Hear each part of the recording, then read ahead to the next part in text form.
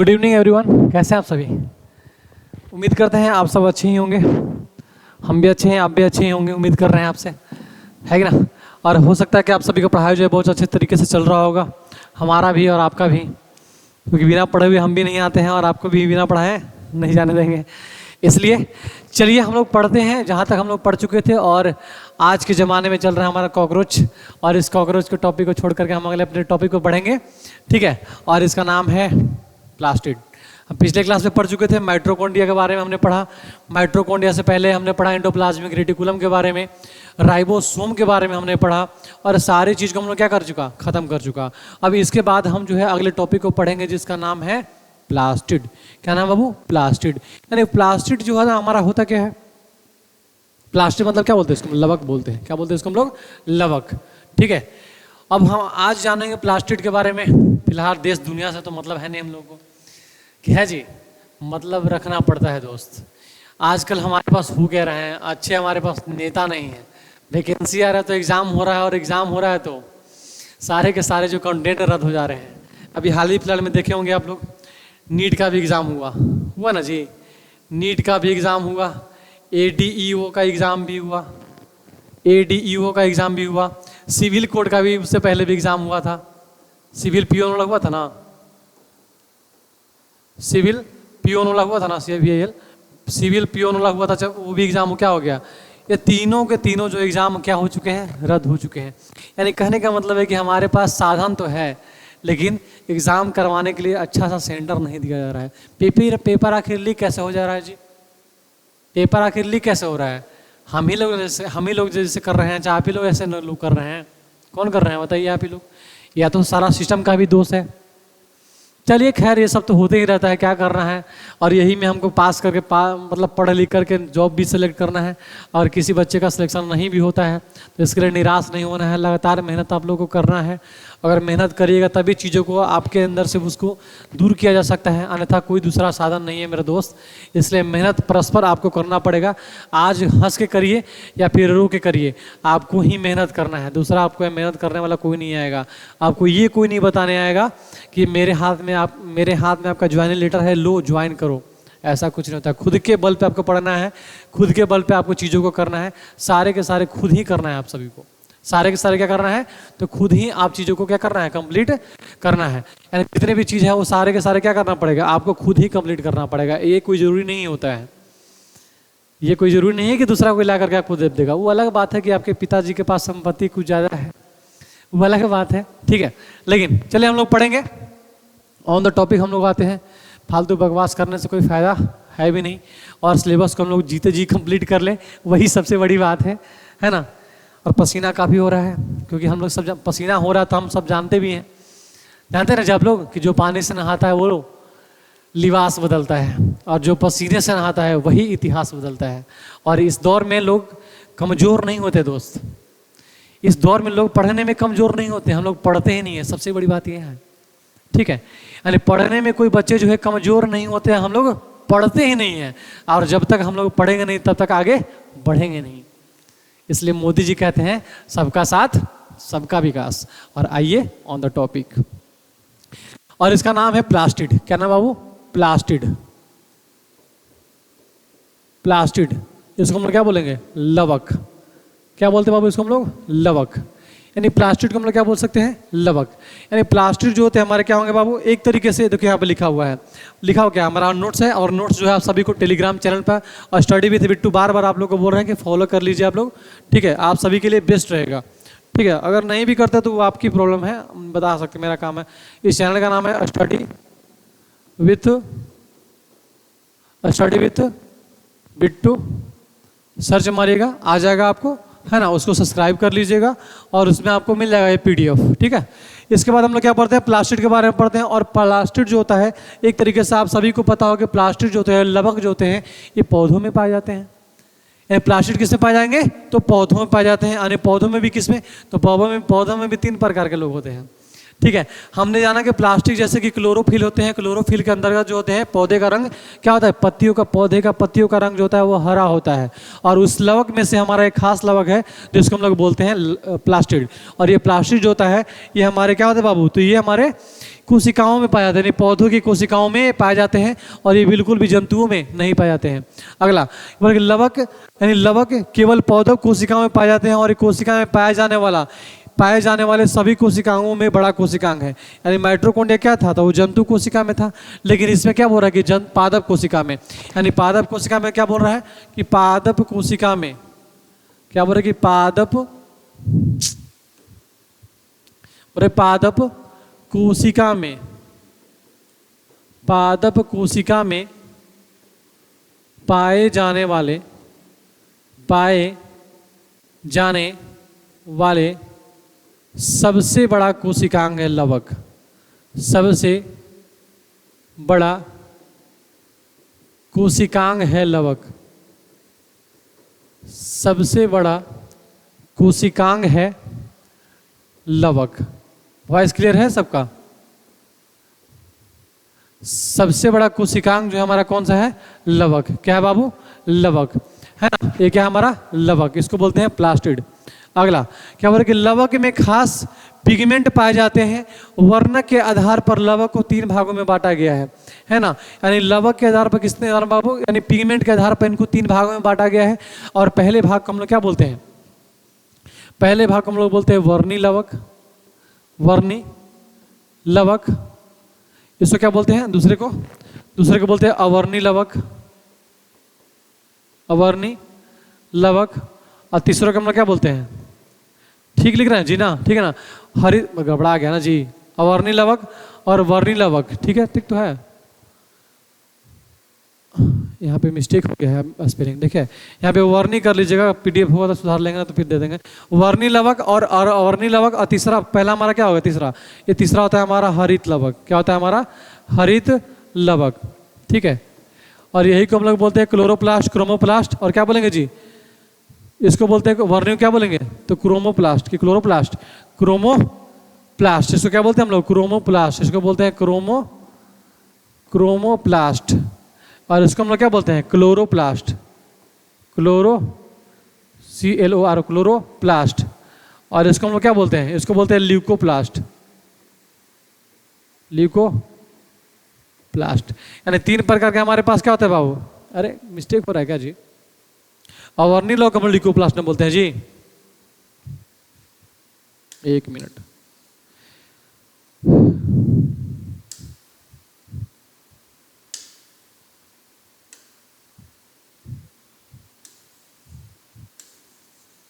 एक मिनट रुक जाइए।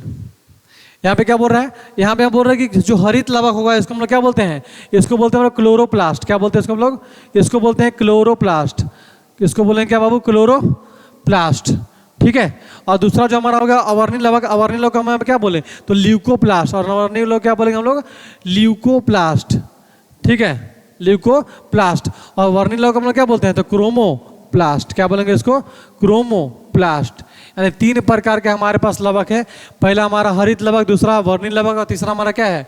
अवर्णी लवक। यानी 3 प्रकार के जो हमारे पास क्या होते हैं, तो वो लवक जो होते हैं वो पाए जाते हैं, ठीक है। अब हम इसको बारी बारी से पढ़ेंगे। पहला का हम लोग क्या पढ़ेंगे? पहला का नाम है हरित लवक। पहला का नाम क्या हमारा? हरित लवक। यानी हरित लवक के बारे में लोग पढ़ेंगे। पहला क्या बोल रहा है? हरित लवक। यानी उसको हम लोग क्या बोलते हैं जी? बताइए, इसको क्या बोलते हैं? क्लोरोप्लास्ट। क्लोरोप्लास्ट, ठीक है। यानी क्लोरोप्लास्ट के बारे में हम लोग पढ़ेंगे। देखिए यहाँ पे क्या लिखा हुआ है कि क्लोरोप्लास्ट होता है, यानी हरित लवक जो हमारा होता है एक तरीके से क्या है बाबू? तो संपूर्ण एक यह सबसे बड़ा महत्वपूर्ण लवक है। और इस लवक में क्लोरोफिल वर्णक यानी क्लोरोफिल पिगमेंट पाए जाते हैं, जिसके चलते प्रकाश संश्लेषण की क्रिया पौधों में क्या होती है? संपन्न होती है। यानी क्या बोलते हैं बाबू? कि हरित लवक ऐसा लवक है जिसके कारण क्या होती है? तो पौधों में, इसमें क्या होगा बाबू? तो पौधों में प्रकाश संश्लेषण की क्या होती है? प्रकाश संश्लेषण की जो क्रिया होती है वो क्या होगा बाबू? इसमें तो संपन्न होगा। प्रकाश संश्लेषण की क्रिया संपन्न होती है, यानी प्रकाश संश्लेषण की क्रिया क्या होगी इसमें, संपन्न होती है। यानी कहा जाता है कि हरित लवक के वजह से ही पौधों में क्या होगा, तो प्रकाश संश्लेषण की क्रिया जो होती है। और आप सभी को पता होगा प्रकाश संश्लेषण के बारे में, जैसे आप सभी को पता होगा कि हम अपने वायुमंडल से कार्बन डाइऑक्साइड प्लस जल, ठीक है, और इसको क्या मिलाते हैं बाबू, तो सनलाइट का इसमें शोषण मिलाते हैं। सनलाइट और क्लोरोफिल हमारा हो जाता है, क्लोरोफिल जो होता है हमारा CH होता है, क्लोरोफिल हो जाता है हमारा। और ये चारों प्रक्रिया जब एक साथ मिलती हैं तो पौधे जो होते हैं अपना भोजन बनाते हैं किसके रूप में बाबू, तो ग्लूकोज के रूप में बनाते हैं, ठीक ना। और हमारे लिए क्या देते हैं, तो ऑक्सीजन देते हैं, और साथ साथ क्या देते हैं, तो जल की भी मात्रा हमको ग्रहण करते हैं। अब इसी इक्वेशन को हम लोग बैलेंस करते हैं, इसी इक्वेशन को हम लोग क्या करते हैं जी, तो बैलेंस करते हैं। तो बैलेंस तो करना तो आसान है, तो बैलेंस कर लीजिएगा इसको, ऐसे हमको पता है तो हम बता दे रहे हैं यहाँ पे। इसका बैलेंस क्या होगा, क्या रहेगा, तो 6CO2 प्लस 12H2O, ठीक है, 6CO2 प्लस 12H2O, इसको सनलाइट यानी सूर्य का प्रकाश, और दूसरा हमारा क्या हो जाएगा, क्लोरोफिल, ठीक है, PHY लिख सकते हैं, क्लोरोफिल लिख सकते हैं।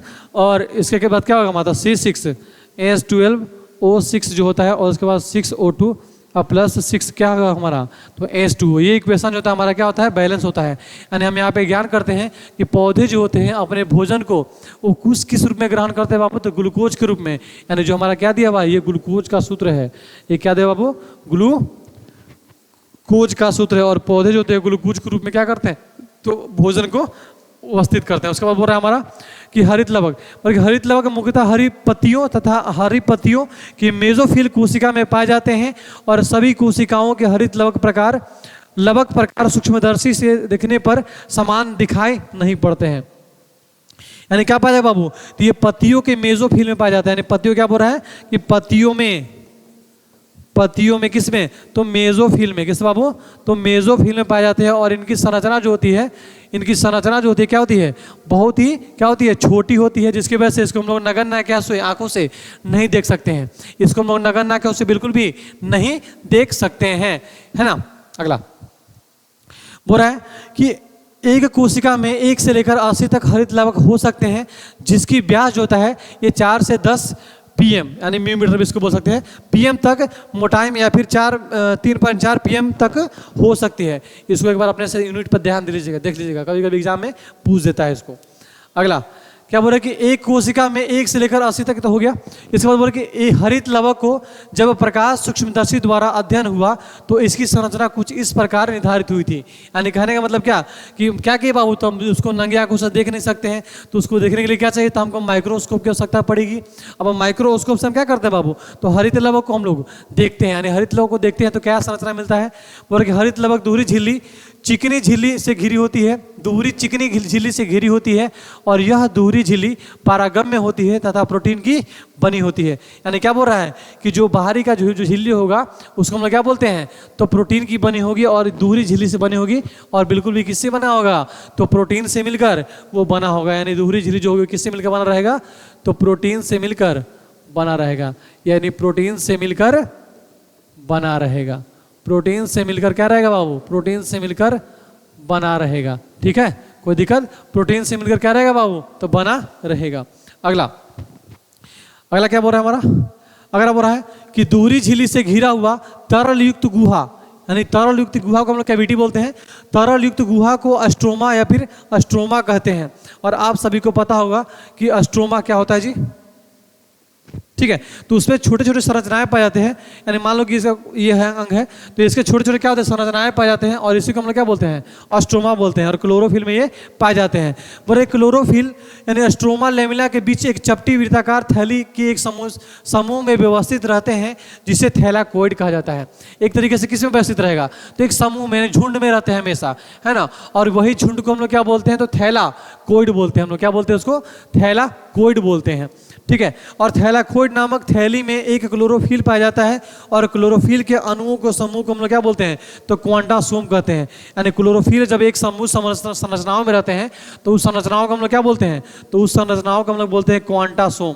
क्या बोलते हैं बाबू, क्वांटासोम बोलते हैं इसको, हम लोग क्या बोलते हैं इसको, क्वांटासोम बोलते हैं, ठीक है, क्वांटासोम इसको हम लोग कहते हैं। क्वांटा इसको क्या कहेंगे, सोम कहेंगे, ठीक है। अगला बोल रहा है कि हरित लवक प्रकाश संश्लेषण क्रिया के केंद्र है और यह सिर्फ प्रकाश संश्लेषी पौधों में ही पाया जाता है। यानी आप सभी को पता है कि पौधे जो होते हैं वो क्या होते हैं, तो स्वपोषी जीव होते हैं, यानी अपना भोजन खुद से बनाते हैं। यानी किसकी उपस्थिति में, तो सूर्य के प्रकाश की उपस्थिति में क्या करते हैं, तो ये अपने भोजन का निर्माण करते हैं। यानी पौधे जो होते हैं पौधों में उपस्थित पत्तियां जो होती है, इनकी जो संरचनाएं होती है बिल्कुल क्या होती है, तो ये पौधों के प्रकाश संश्लेषण के माध्यम से क्या करते हैं बाबू, तो ये अपने भोजन का निर्माण की क्रिया को संपन्न करते हैं। और कहा गया है बाबू कि प्रकाश संश्लेषण का केंद्र जो होता है सिर्फ पौधों में ही पाया जाता है। और इसमें जो होती है क्या होती है, तो हरित लवक पाया जाता है। यानी इसमें जो होती है, इसमें पर्णहरित पाया जाएगा। यानी इसमें क्या पाया जाएगा, तो पर्णहरित पाया जाएगा। इसको बोलते हैं हम लोग क्लोरोफिल। क्या बोलते हैं इसको जी, क्लोरोफिल। इसको क्या बोलते हैं हम लोग, क्लोरोफिल पाया जाएगा, यानी पर्णहरित पाया जाएगा। और यही जो संरचनाएं जो होती है वो जंतुओं में बिल्कुल भी नहीं पाई जाती है, यानी इसमें न के बराबर पाई जाती है। यानी जंतुओं में क्या होता है जी, तो जंतुओं में इसकी संरचना जो है नहीं पाई जाती है। जंतुओं में क्या होगा, जंतुओं में क्या रहेगा, तो ये अबसेंट रहेगा। जंतुओं में ये प्रकाश संश्लेषण की क्रिया जो है बिल्कुल भी नहीं होती है। कोई दिक्कत, यहाँ तक किसी बच्चे को कोई समस्या है तो on the spot, on the time हम यहीं खड़े हैं, आप लोग पूछ सकते हैं। ठीक है, किसी भी बच्चे को समस्या कुछ है तो पूछ सकते हैं आप लोग जी। अगर नहीं समस्या तो फिर आगे बढ़ेंगे। ठीक है, आगे बढ़ते हैं। चलिए बहुत बढ़िया, मेहनत करते रहिए सही। इसके बाद बोल रहे हैं हम लोग कि वर्णी लवक। हम लोग दूसरे क्या बोले कि पहला जो हमारा क्या है, वर्णी लवक, जिसको हम लोग बोलते हैं क्रोमोप्लास्ट। क्या बोलते हैं बाबू, क्रोमोप्लास्ट। यानी इस रंगीन लवक का कहा जाता है क्या, कि पौधे के मान लीजिए कोई जो ऐसा पौधा है जिसका रंग मान लीजिए गाजर का रंग हरा लाल होता है, तो क्यों होता है, सेब का रंग लाल है वो किसके कारण होता है, हल्दी का रंग कैसा होता है, तो वो सारे सारे कैसे होते हैं। तो इसको आप लोग जो है सुधार करके लिखना पड़ेगा, जब पढ़ना पड़ेगा। तो इसमें हम लोग किसे पढ़ेंगे, तो इसमें पढ़ेंगे वर्णी लवक में। यानी वर्णी लवक हमको ये बताता है कि कोई भी अगर पौधा है तो कोई भी उसका फल है तो उसका मतलब जो रंग होता है वो किसी कारण होता है, तो हमारा वर्णी लवक के कारण ही ये होता है। ठीक है, यानी वर्णी लवक जो है हमको क्या बताएगा कि पौधे का जो रंग है वो कैसा होगा और कैसा नहीं उसका होगा। ठीक है, यहाँ पे बोर्ड पर देखते हैं। आगे बोल रहा है कि पहले में इसमें 2-3 प्रकार के हम लोग इन्होंने एंजाइमों को ले लिया यहाँ पे। पहला हमने कहा कि गाजर का नारंगी रंग किसके कारण होता है जी, गाजर का किस रंग, तो नारंगी रंग, नारंगी रंग का होता है। तो गाजर का नारंगी रंग जो होता है वो कैरोटीन के कारण होता है। किसके कारण होता है जी, कैरोटीन के कारण होता है। ठीक है, याद रखिएगा, सी से भी लिखते हैं इसको, के भी से लिख सकते हैं। कैरोटीन के कारण इसका क्या रंग होता है, तो इसका रंग मतलब नारंगी होता है। और बोला कि हल्दी का पीला रंग किसके कारण होता है, तो हल्दी का पीला रंग जो होता है कुकुरमीन के कारण होता है। किसके कारण होता है, तो कुकुरमीन के कारण क्या होता है, तो हल्दी का रंग पीला होता है। ठीक है, उसके बाद पपीते का पीला रंग, तो किसके कारण, तो कैरिका जेंथिन के कारण। किसके कारण बाबू, तो कैरिका जेंथिन के कारण क्या होता है, तो पपीते का रंग जो होता है वो क्या होगा, तो पीला होगा। क्या होगा बाबू, तो पीला होगा। और आगे कि टमाटर का रंग, तो सबको पता है कि लाइकोपीन के कारण क्या होता है, टमाटर का लाल रंग जो होता है। और सेब का जो लाल रंग होता है किसके कारण होता है, तो एंथोसाइनिन के कारण होता है। किसके कारण होगा बाबू, तो सेल का जो लाल रंग होता है किसके कारण होता है, तो एंथोसाइनिन। ठीक है, यानी इसमें किसमें पाया जाएगा, तो एप्पल में, यानी सेब में पाए जाते हैं। और सेब का रंग लाल होता है तो किसके कारण, तो एंथोसाइनिन के कारण। यानी पौधों में जो फल जो हो रहे हैं उसके पकने का नियंत्रण कौन कर रहा है, तो हमारा वर्णी लवक। यानी वो ये डिसाइड कर रहा है कि पौधे का जो रंग है, पका हुआ जो भोजन है उसका कलर कैसा होगा, रंग कैसा होगा, वो सारे का डिसाइड कौन करेगा, तो वर्णी लवक। आगे बोल रहे हैं हमारा, बोल रहा है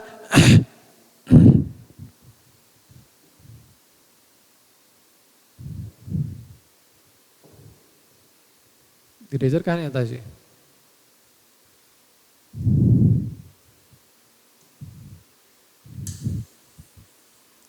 आगे देखिए क्या बोल रहा है हमारा,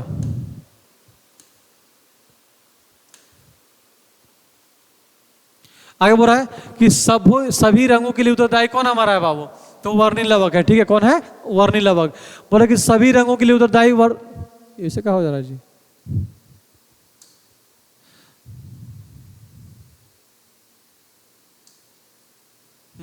बोला कि सभी रंगों के लिए उत्तरदायी वर्ष तक वसा में घुलनशील होते हैं तथा मुख्य रूप से फलों तथा फलों में ये पाए जाते हैं।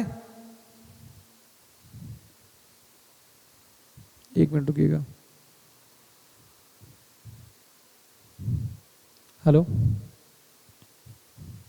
ना लाइन कटल हो कहला लोड मतलब कहा नहीं ना पता हमरा चलित है वोल्टेज कम का है। हाँ हाँ कटल है भी लाइन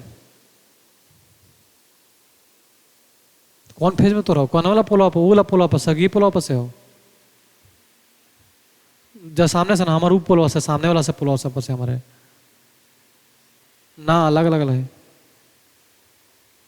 अलग अलग है क्लास लेते भाई थोड़ा सा बाद में बंद करेगा।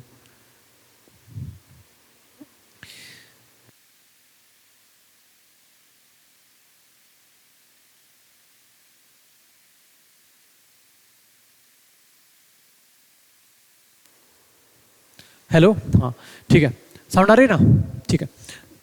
देखिए उसके बाद हमने क्या कहा कि सभी रंगों यानी फलों में पकने के लिए कौन उत्तरदायी बाबू तो हमारा वर्णी लवक यानी बोले कि गौरतलब है कि हरित लवक वर्षों लवक के रूप में परिवर्तित हो सकते हैं तथा वर्णी लवक हरित लवक के में 3 प्रकार के लवक आपस में परिवर्तित हो सकते हैं। पहला क्या बोला है दूसरा हमारा लास्ट क्या हो गया हमारा अवर्णी लवक यानी बोला कि ल्यूकोप्लास्ट क्या बोला है इसको हम लोग ल्यूकोप्लास्ट यानी बोला कि यह लवक पौधों में उन भागों की कोशिकाओं में पाए जाते हैं जो सूर्य के प्रकाश से वंचित रह जाते हैं।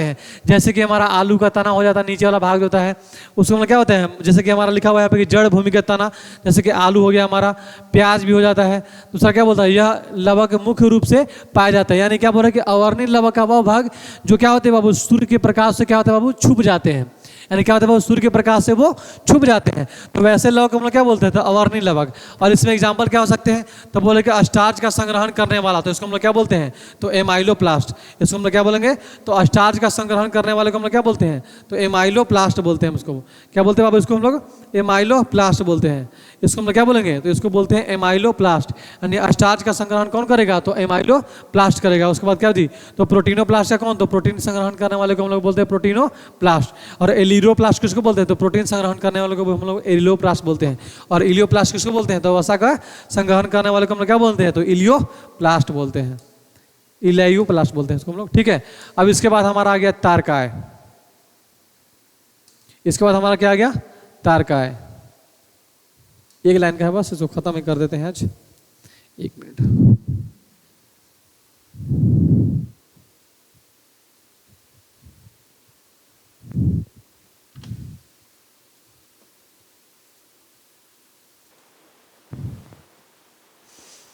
चलिए हम लोग आगे देखते हैं।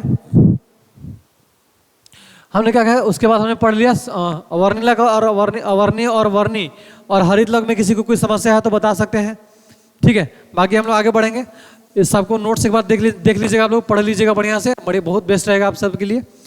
अगला बोल रहा है कि सेंट्रोसोम क्या बोलते हैं इसको हम लोग तारकाय क्या बोलते हैं इसको हम लोग तारकाय। और तारकाय जो होता है ये सिर्फ जंतुओं में पाया जाता है ना कि पादपों में पाया जाता है यानी जंतुओं में क्या पाया जाएगा तो हमारा तारकाय जो होता है वो पाया जाता है। बोला कि इलेक्ट्रॉन सूक्ष्मदर्शी से देखने पर यह बेलन जैसा दिखता है और इसके चारों ओर एक वृत्तीय क्रम में व्यवस्थित धागे जैसी संरचना जो होती है इस संरचना को हम लोग क्या बोलते हैं एस्ट्रोलेज बोलते हैं। और जैसे इंडोप्लाज्मिक रेटिकुलम होता है ना वैसे इसका आकार होता है ठीक है। जैसे मान लीजिए कि हमारा क्या चाहिए सेल है और सेल में जैसे बताया इंडोप्लाज्मिक रेटिकुलम धागे के समान क्या होगी संरचना जो होगी इसके अंदर पाई जाती होगी ठीक है। और इसके सूक्ष्मदर्शी से देखने पर कैसा संरचना नजर आएगा आपको जी तो बिल्कुल बेलन के समान जो है आपको संरचना जो है आपको नजर यहाँ पे आपको आएगी। बोले कि प्रत्येक सेंट्रोसोम के अंदर 1 या 2 कण जैसी संरचनाएं पाई जाती है जिसे हम लोग क्या बोलते हैं सेंट्रियोल कहते हैं जिसे हम लोग क्या कहते हैं बाबू सेंट्रियोल कहते हैं। एग्जाम में पूछा था बीबीआई है देख लीजिएगा इसको बीबीआई ठीक है। इसके बाद बोला कि सेंट्रियोसोम का नामकरण टी विभोरी ने किया था। कौन किया था बाबू टी विभोरी के द्वारा किया गया था। और सेंट्रियोसोम जंतु कोशिका में क्या होते हैं विभाजन में क्या करेंगे तो मदद करते हैं यानी जंतु कोशिका क्या करते हैं बाबू तो जंतु कोशिकाओं में जो हमारे तारकाय जो होते हैं वो क्या करते हैं तो विभाजन का कार्य करते हैं ठीक है। कोई दिक्कत आगे बढ़ते हैं।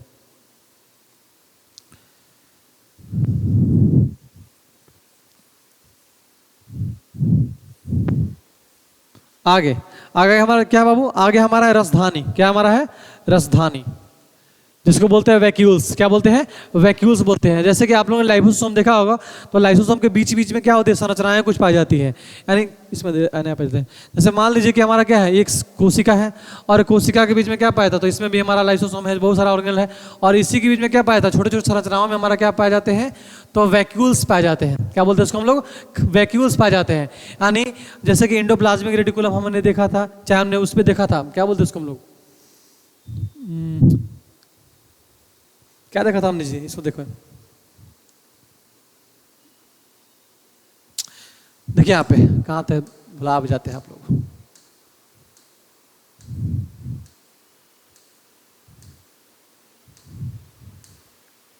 हमने जहाँ पढ़ रहे थे, क्या बोलते उसकी संरचना पढ़ रहे थे, एक मिनट रुक जाइए।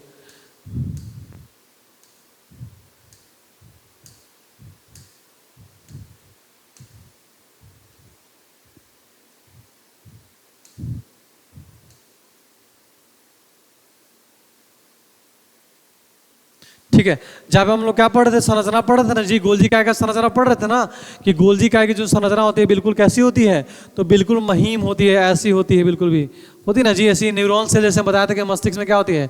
ये न्यूरॉन सेल पाई जाती है। और इसी के बीच में कुछ कुछ गैपिंग पाया जाता है, जिसको हम लोग क्या बोलते हैं? वैक्यूल्स बोलते हैं। यानी इसकी जो छड़ेदार संरचना होती है उसी के बीच में क्या होती है? तो वैक्यूल्स वगैरह जो होता है वो पाया जाता है। ठीक है, इसके बाद हम लोग बोल रहे हैं कि रसधानी यानी वैक्यूल्स, यानी बोल रहे हैं कि रमधानी कोशिका का निर्जीव आकार रचनाएं मेटाप्लास्ट कराते हैं। हमने बताया भी थे शायद आप सभी को कि हमारा जो कोशिकांग होता है, जो हमारा सेल ऑर्गेनेल होते हैं, यानी चाहे ऑर्गेनोइड होते हैं, वो सजीव संरचनाओं में पाए जाते हैं। और हमने बताया था कि मेटाप्लास्ट, याद है सबको? यानी मेटाप्लास्ट में हमने बताया था कि रसधानी जो होता है हमारा क्या होगा? एक तरीके से निर्जीव संरचना होता है। हम जहाँ पे पढ़ा रहे होंगे आप लोगों को वहाँ पे तो बताए थे कि मेटाप्लास्ट जो होता है हमारा, मेटाप्लास्ट जो होता है हमारा क्या होता है? तो निर्जीव संरचना होता है, जिसमें ग्लाइकोजन का भी क्या होता है? वहाँ पे श्रावण होता है। हम शायद लिखवाए थे आप सभी को, देख लीजिएगा उसको एक बार। इसके बाद हमने क्या कहा कि रसधानी, हाँ अब ठीक लग रहा है। अब क्या बोल रहा है कि रसधानी थैली समान आकृति है जो चारों ओर से झिल्ली द्वारा घिरी रहती है, और इस झिल्ली को हम लोग क्या बोलते हैं? टोनोप्लास्ट बोलते हैं। यानी जो हमारा क्या होता है जी, जो हमारा रसधानी जो होता है वो झिल्ली से क्या बोलते हैं उसको? जो हमारा रसधानी जो होता है एक तरीके से वैक्यूल से खाली स्थान इसके अंदर होता है, जो डबल लेयर झिल्ली से घिरा होता है। और यही झिल्ली को हम लोग क्या बोलते हैं? इसी झिल्ली को हम लोग बोलते हैं टोनोप्लास्ट। क्या बोलते हैं इसको बाबू? टोनोप्लास्ट। इसको हम लोग क्या बोलते हैं? टोनोप्लास्ट। इसको हम लोग बोलेंगे टोनोप्लास्ट। टोनोप्लास्ट क्या होता है? तो अर्ध पारागम्य होता है। अच्छा, अर्ध इसको क्या बोलते हैं? पारागम्य झिल्ली होता है। जैसे हम बताए थे कि कोशिका झिल्ली जो भी होती है वो अर्ध पारागम्य होती है, वैसे हमारा क्या है? टोनोप्लास्ट भी क्या होता है? तो अर्ध पारागम्य झिल्ली जो है वो होता है। अगर पौधों की रसधानियां में कोशिका रस यानी सेल सार्प क्या होते हैं? भरे रहते हैं। यानी इसके अंदर क्या होते हैं बाबू? सेल सार्प की संरचना जो छोटे छोटे ये पाई जाएगी। ठीक है, आगे काफी गर्मी हो रहा है जी, समस्या हो रहा थोड़ा सा। चलिए कोई बात नहीं, किस्मत के भी खेल जा रहे हैं। चलिए आगे बोल रहा है कि कोशिका के, इसमें बोल रहा है इसी में ही देखिएगा, इसको हम क्या बोल रहे हैं कि कोशिका रस पौधों की कोशिका में जीव द्रव्य का निर्माण करता है। यानी कोशिका रस क्या करेगा जी? तो कोशिका में जीव द्रव्य का निर्माण करता है। और अब सभी को पता है कि कोशिका में क्या होता है? तो हमारे बहुत सारे जीव द्रव्य भरे होते हैं। बहुत सारे क्या होते हैं बाबू? जीव द्रव्य भरे थे। और इसी के अंदर हमारा जितना भी सेल ऑर्गेनल है वो क्या करते रहते हैं बाबू? तो लाइसोसोम हो गया, एंडोप्लाज्मिक रेटिकुलम हो गया, सारे के सारे क्या होते हैं बाबू? ये सारे के सारे जो इसके अंदर क्या होते हैं तो वो तैरते हुए रहते हैं। यानी सारे के सारे क्या रहेंगे? तो इसके अंदर जो होते हैं वो तैरते हुए रहते हैं। बोल रहा है कि एक कोशिकीय जीव जैसे कि प्रोटोजोआ है ना, की रसधानियां संकुचनशील होती है, कॉन्ट्रेक्टाइल होती है। और यह रसधानी शरीर के अवशिष्ट तरल पदार्थों का संग्रहण कर बाहर निकालने में क्या करता है? तो मदद करता है। क्या करेगा बाबू? तो बाहर निकालने में क्या करेगा? तो मदद करेगा। यानी जो हमारे शरीर का अवशिष्ट पदार्थ हो गया उसको क्या करेगा? तो शरीर से बाहर निकालने में क्या करता है? ये मदद करता है। पर कोशिका द्रव्य में पाए जाने वाले कुछ नवीन संरचनाओं का पता जीव वैज्ञानिकों ने लगाया है जो इस प्रकार है। पहला को हम लोग क्या बोलते हैं? तो बोलते हैं स्पिरोसोम्स। क्या बोलते हैं उसको हम लोग? स्पिरोसोम्स। क्या बोलते हैं इसको बाबू? हम लोग स्पिरोसोम्स। और इस पौधे की कोशिका का लाइसोसोम कहा जाता है। इस पौधे को हम लोग क्या बोलते हैं जी? तो इसे हम लोग क्या कहते हैं? तो पौधे की लाइसोसोम बोलते हैं इसको हम लोग, क्या बोलते हैं, पौधे की कोशिका को हम लोग क्या बोलते हैं, तो लाइसोसोम कहा जाता है। लाइसोसोम किसको बोलते हैं, तो स्फीरोसोम को हम लोग बोल सकते हैं, पौधे की लाइसोसोम कह सकते हैं इसको हम लोग, ठीक है। जैसे हम लोग बोलते हैं कि हम लोगों में क्या होता है, तो लाइसोसोम जो होता है एक तरीके से उसको आत्महत्या की थैली बोलते हैं। तो ये हमारे क्या बोलते हैं, तो पौधों में पाया जाएगा, तो स्फीरोसोम्स जो होंगे वो पौधों के लाइसोसोम कहा जाएगा इनको। आगे बोला कि यह वसा का संश्लेषण तथा संग्रहण करता है। सेम कार्य वहाँ भी बताते हो, सेम कार्य यहाँ भी है, यानी वो भी क्या करता है, तो प्रोटीन का संश्लेषण करता है, और सॉरी प्रोटीन का नहीं, वो आत्मघाती की थैली वहाँ पे उसको बोलते हैं, यानी प्रोटीन का निर्माण करता है वहाँ पे। प्रोटीन का निर्माण नहीं, एक तरीके से प्रोटीन को स्टोर करता है। प्रोटीन एक तरीके से क्या बोलते, ऊर्जा का उसको क्या बोलेंगे दोस्तों, उसको बताइए। यानी हम लोग लाइसोसोम को बोल सकते हैं आत्मघाती की थैली, यानी एटम बम सेल बोल सकते हैं, यानी ऊर्जा को क्या करता है, तो स्टोर करके रखता है, यानी जमा करके रखता है, ठीक है। तो ये बोल रहा है कि यह वसा का संश्लेषण तथा संग्रहण का भी क्या करेगा, तो ये कार्य करता है। इसके बाद दूसरा कि कोशिकीय पंजर, इसको बोलते हैं साइटोस्केलेटन। क्या बोलेंगे बाबू इसको, साइटोस्केलेटन। इसको क्या बोलेंगे बाबू, साइटोस्केलेटन। देखते हैं इसको हम लोग, इसको क्या बोलेंगे, साइटोस्केलेटन। और साइटोस्केलेटन हमारा क्या होगा, तो बोल रहा है कि साइटोस्केलेटन यह प्रोटीन का बना सूक्ष्म तंतु का यह जाल है जो पूरे कोशिका द्रव्य में फैला रहता है, और यह एक रचनात्मक ढांचा बनाकर कोशिका की आकृति बनाए रखता है।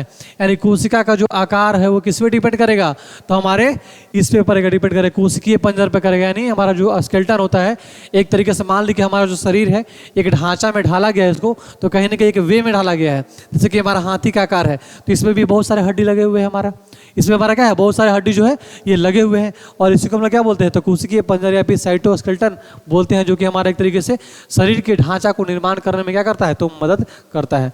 आगे बोल रहा है तीसरा, तो तीसरा को हम लोग क्या बोलते हैं, तो ऐसे क्या हो जा रहा है जी, तीसरा का हम लोग बोलते हैं पेरोक्सिसोम। क्या बोलते हैं इसको हम लोग, पेरोक्सिसोम। और यह संरचना पीतों में प्रकाशीय श्वसन में मदद करता है ना, ये, और इसके द्वारा कोशिका के हाइड्रोजन पर ऑक्साइड यानी H2O2 का भी उत्पादन किया जाता है। यानी हम लोग क्या करते हैं बाबू, तो ये हम लोग श्वसन क्रिया में भी क्या करते हैं, इसको ग्रहण करते हैं। श्वसन क्रिया का आदान प्रदान की क्रिया में भी इसका हम लोग क्या करते हैं, तो यूटिलाइज करते हैं, इसका उपयोग हम लोग करते हैं। आगे बढ़ के माइक्रोट्यूब्यूल्स, चौथा हमारा क्या है, माइक्रोट्यूब्यूल्स। माइक्रो मतलब देखिए कि लग रहा है कि छोटा सजीव है, बल्कि यह छोटी छोटी नलिकार संरचनाएं हैं जो पूरी कोशिका द्रव्य में फैली रहती हैं, और यह संरचना कोशिका को गति कराने में क्या करती है, सहायक करती है। यानी कहने का मतलब है कि अगर हम कोशिका को मान ली भोजन कर रहे हैं, और हमारा एक कोशिका जो है दूसरी कोशिका तक, मतलब एक जो हमारा पदार्थ है वो एक कोशिका से लेकर के दूसरी कोशिकाओं तक नहीं पहुंच रहा है, तो नहीं पहुंच रहा था, वो पहुंचाने का कार्य कौन करता है, तो हमारा पहुंचाने का जो कार्य करता है उसको हम लोग बोलते हैं माइक्रोट्यूब्यूल्स। और ये हमारे किसमें पाए जाते हैं, तो ये हमारे पाए जाते हैं सेंट्रोसोम में। किससे पाए जाएंगे बाबू, तो सेंट्रोसोम में, ठीक है। इसको हम लोग क्या बोलते हैं, सेंट्रोसोम। यहां तक हमने इसको देख लिया, एक मिनट,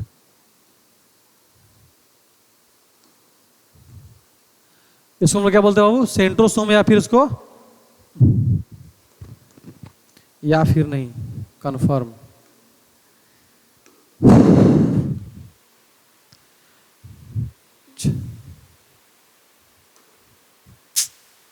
फंसता का है बार बार यार।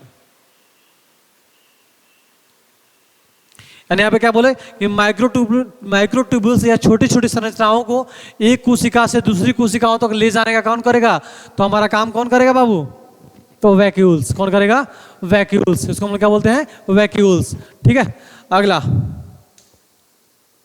अगला हमारा बचा हुआ, देखिए ये हमारा क्या चीज, कुछ ये हमारा न्यूक्लियस का पिक्चर है बाबू। आगे हम पढ़ेंगे केंद्रक के बारे में। इसके बाद हमारा क्या है, तो केंद्रक। और केंद्रक का आकार कुछ हमारा जो है ऐसा होता है। और केंद्रक के बारे में जो है हम अगले क्लास में पढ़ेंगे। आज के लिए इतना ही रखते हैं, बहुत ज़्यादा गर्मी हो रहा दोस्त, बर्दाश्त से बाहर है, ठीक है। आज के लिए मैं इतना ही रखता हूँ, और अगले दिन मैं आप सभी को पढ़ाऊंगा। आज के लिए मैं इतना ही रखता हूँ, और आप सभी को अगले दिन मैं पढ़ाऊंगा, ठीक है। अगले दिन मैं पढ़ाऊंगा आप सभी को किसके बारे में, तो अगले दिन मैं पढ़ाऊंगा आप सभी को न्यूक्लियस यानी केंद्रक के बारे में। आप सभी को मैं बताऊंगा कि आखिर हमारा केंद्रक जो है होता क्या है। यानी सब चीज़ के बारे में हमने पढ़ लिया, केंद्रक के बारे में भी थोड़ा सा जान गए, लेकिन हम लोगों को तो ये भी जानकारी पता होना चाहिए कि केंद्रक आखिर है तो है क्या, उसके अंदर पाए जाते हैं तो क्या क्या पाए जाते हैं, कैसे होता है उसका ग्रोथ, कैसे एक कोशिका जो है एक से एक न्यूक्लियस जो है दूसरे न्यूक्लियस में डिवाइड होते हैं, सारे के सारे अगले क्लास में। तब तक के लिए आप सभी को धन्यवाद, और ऐसे ही हम लोग मन लगाकर पढ़ते रहिए, दूसरा कोई रास्ता नहीं है। तब तक के लिए आप मिलते हैं एक छोटे से ब्रेक के बाद, मतलब अगले दिन, ठीक है। तब तक के लिए आप सभी को धन्यवाद, थैंक यू। ऐसे ही मन लगाकर पढ़ते रहिए, जबरदस्त रहिए, स्वस्थ रहिए और मस्त रहिए, और आप सभी को जय हिंद, थैंक यू।